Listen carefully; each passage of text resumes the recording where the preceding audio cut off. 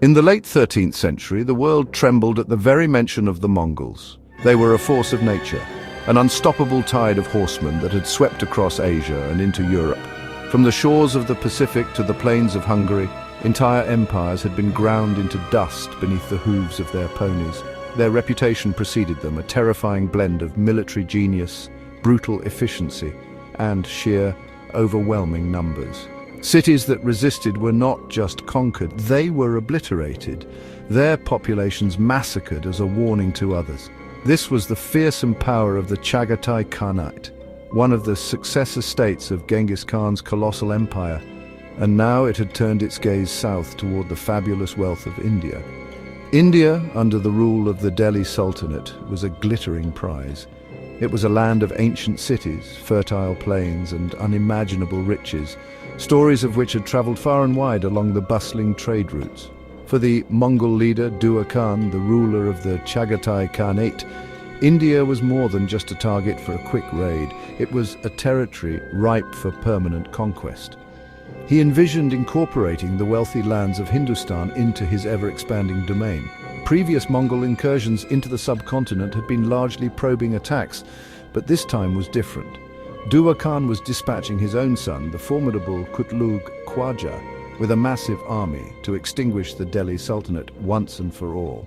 The strategic motivations were clear. Controlling northern India would give the Mongols command over lucrative trade routes and access to the region's vast agricultural and material wealth. It was a classic Mongol strategy: identify a rich, powerful neighbor and subjugate them to fuel further expansion. The psychological impact was just as important. The Mongols believed in a divine mandate to rule the world, and the independent and prosperous Delhi Sultanate was a defiant anomaly in a world largely dominated by their power. Conquering it would cement their status as the supreme rulers of Asia and send a chilling message to any other kingdom that dared to stand against them. The terror inspired by the Mongols cannot be overstated. They were not just invaders, they were seen as a cataclysm, a divine punishment. Their armies moved with a speed and coordination that seemed almost supernatural to their opponents. They employed sophisticated siege warfare, psychological tactics, and a disciplined cavalry that could darken the horizon. As news of Kutlug Khwaja's massive host marching towards Delhi spread, a wave of panic gripped the populace. People fled the surrounding countryside, pouring into the capital in a desperate search for safety, knowing that the force approaching was not just an army, but the most feared military machine on the planet. The Mongol invasion of 1299 was an operation of breathtaking scale and terrifying purpose. Kutlug Khwaja led an army estimated to be as large as 200,000 men, a colossal force for the era. This was no mere raiding party intent on plunder, this was an army of conquest. They crossed the Indus River and began their inexorable march across the plains of Punjab, heading directly for Delhi. Unlike previous Mongol incursions that had dissipated their strength by looting towns along the way, this army was disciplined and focused on a single objective: the complete and utter destruction of the Sultanate's capital and the decapitation of its leadership. This singular focus made them even more dangerous. As the Mongol horde advanced, they created a corridor of devastation. They deliberately bypassed strongly fortified towns and castles, leaving them isolated in their wake. Their goal was not to get bogged down in lengthy sieges, but to strike at the heart of the kingdom before it could fully mobilize its defenses.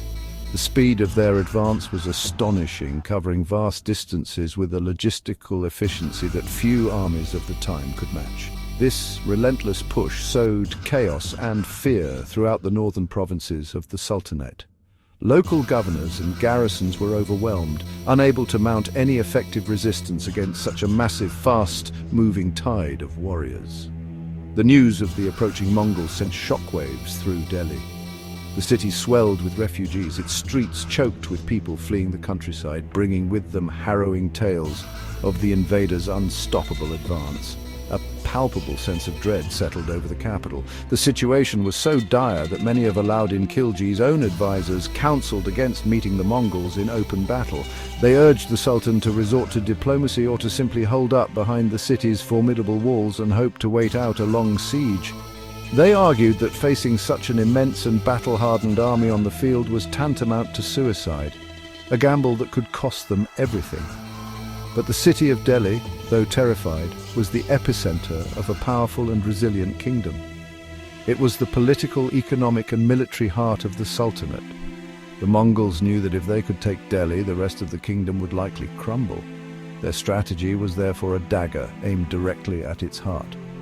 Kutlug Khwaja established his camp on the banks of the Yamuna River just a few miles from the city walls.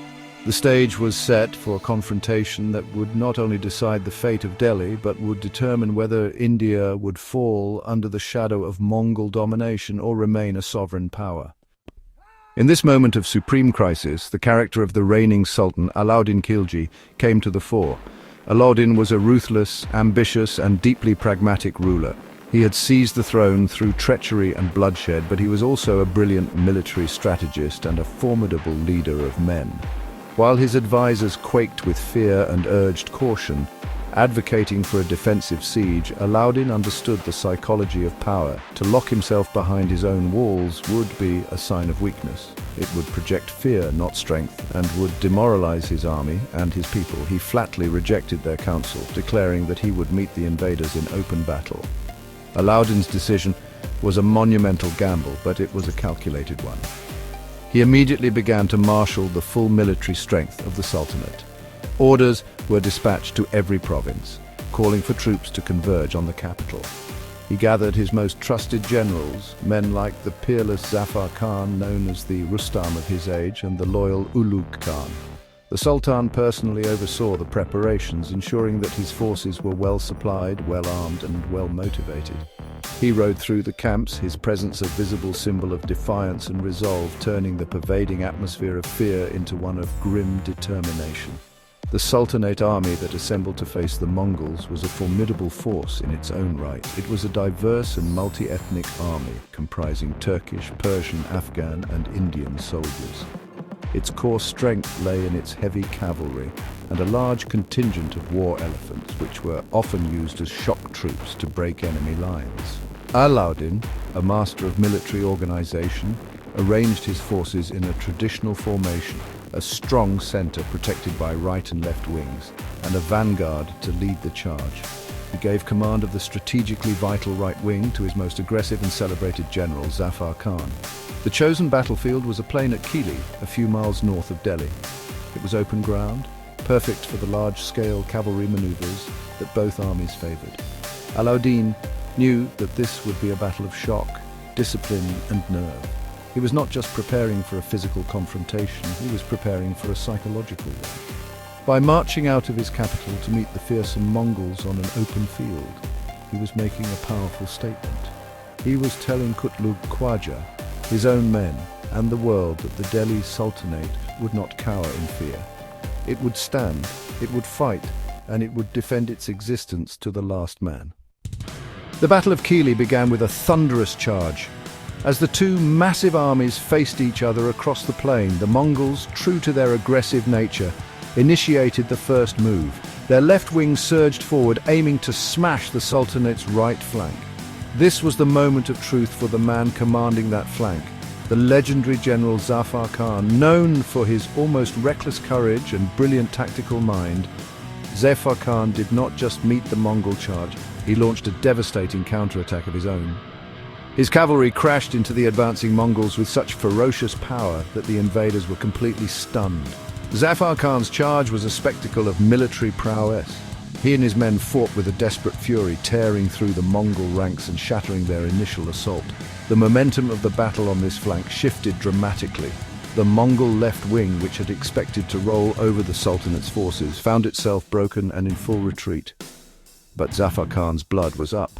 Instead of regrouping as a cautious general might, he gave in to his warrior instincts. He ordered a relentless pursuit, chasing the fleeing Mongols for miles, inflicting immense casualties and driving them completely from the field of battle. His audacity was magnificent, but it was also incredibly dangerous. While Zafar Khan was achieving his stunning success on the right, the battle raged on in the center and on the left. Ulugh Khan, commanding the Sultanate's left wing, also managed to hold his ground and push back the Mongol assault. In the center, however, the situation was more precarious. The Mongol commander, Kutlug Khwaja, personally led his elite troops in a powerful charge aimed directly at Alauddin's central division. It was here that the battle would be won or lost. During this intense melee, a well-aimed arrow struck Kutlug Khwaja, severely wounding him. The injury to their supreme commander sent a ripple of confusion and dismay through the Mongol central command. The combination of these events proved decisive. With their left wing annihilated by Zafar Khan, their right wing stalled by Ulugh Khan, and their leader gravely wounded in the center, the Mongol will to fight began to collapse. The famed discipline of the Mongol army wavered. As Kutlug Khwaja was carried from the field, the impetus of their attack faded. Seeing their leader fall and their comrades routed on the flanks, the remaining Mongol forces lost heart.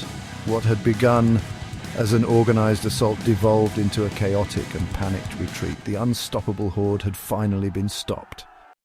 The Sultanate's victory at Kili was not the result of a single factor, but a confluence of strategic brilliance, individual heroism, and Mongol miscalculation. A primary reason for the Indian success was the bold and decisive leadership of Alauddin Khilji himself. His refusal to be intimidated into a passive siege defense was a critical psychological move. By choosing to meet the Mongols in an open field battle, he seized the initiative and boosted the morale of his entire army.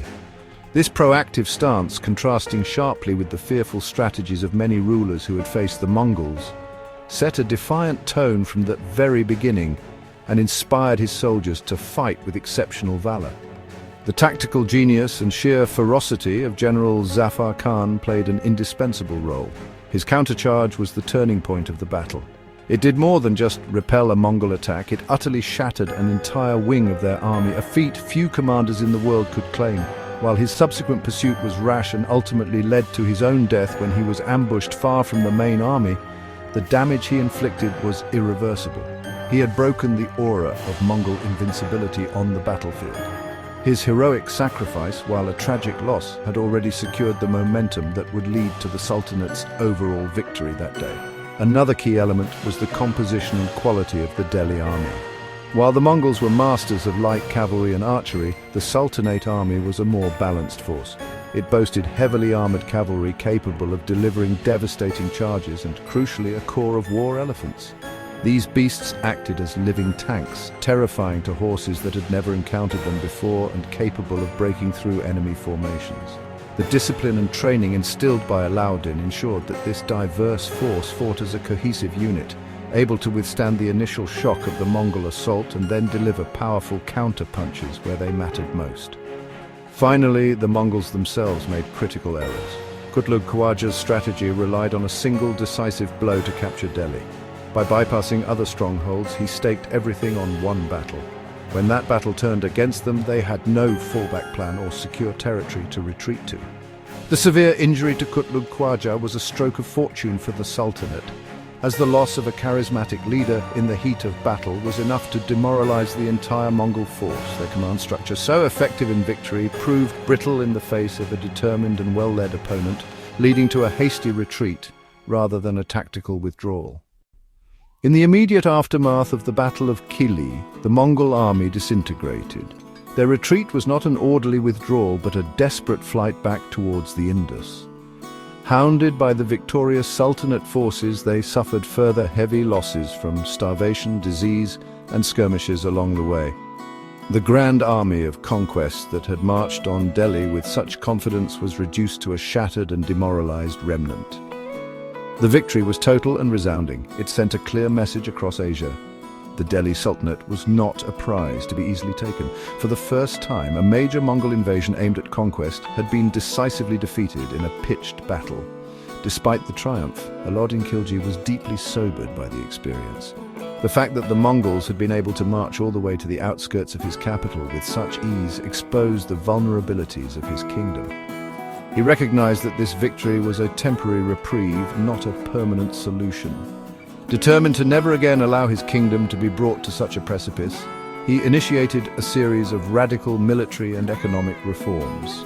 He ordered the construction of new forts along the northwestern frontier and the repair of old ones, creating a deep defensive line to thwart future invasions before they could reach the heartland. His most significant reforms were internal. To fund a massive, permanent standing army capable of dealing with the Mongol threat, Alauddin revolutionized the Sultanate's economy. He implemented strict price controls on essential goods, from grain to cloth, to ensure he could pay his soldiers a fixed, modest salary while guaranteeing their provisions. He reformed the land revenue system, bringing more territory under direct state control to maximize income. These measures, while often harsh and authoritarian, transformed the Delhi Sultanate into a highly militarized state, with a professional army ready to be deployed at a moment's notice. The victory at Kili and the subsequent reforms had a profound and lasting impact on the course of Indian history. They effectively secured India's independence from the Mongol yoke that had subjugated so much of the known world. By creating a powerful military and a centralized state, Alauddin Khilji ensured the survival and continued prosperity of the Delhi Sultanate, allowing a unique Indo-Islamic culture to flourish. The battle stands as a testament to Indian resistance and a pivotal moment when the tide of Mongol conquest was not just stemmed, but decisively turned back, forever altering the destiny of the subcontinent.